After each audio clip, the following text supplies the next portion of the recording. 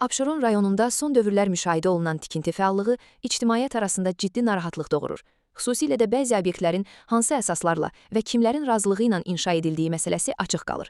Məlum olduğu kimi, bir müddət əvvəl rayonda memarlıq və şəhərsalma sahəsində baş verən hadisələrdən sonra bu istiqamətdə idarə etmədə dəyişikliklər baş versə də, yeni təyinatlarla bağlı rəsmi açıqlama verilməyib.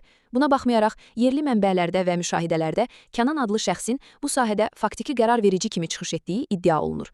İddialara görə rayon ərazisində aparılan bir sıra tikintilərlə bağlı razılıqlar rəsmi prosedurlardan kənar, qeyri-şəffaf şəkildə həyata keçirilir.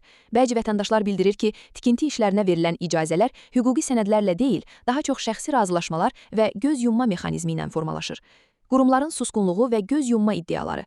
Məsələnin daha ciddi tərəfi isə odur ki, bu proseslərdə yalnız yerli səviyyədə deyil, eyni zamanda Dövlət Şəhərsalma və Arxitektura Komitəsi kimi mərkəzi qurumun da nəzarət funksiyasının zəif icra edildiyi iddia olunur. Şəhərsalma qaydalarına əsasən hər bir tikinti layihəsi müvafiq icazə sənədləri və təsdiqlənmiş planlar əsasında həyata keçirilməlidir. Lakin mövcud vəziyyət göstərir ki, bəzi hallarda bu mexanizmlər ya formal xarakter daşıyır, ya da ümumiyyətlə tətbiq edilmir. Ekspertlər hesab edir ki, nəzarət mexanizmlərinin zəifləməsi və ya selektiv tətbiqi qanunsuz tikintilərin artmasına şərait yaradır.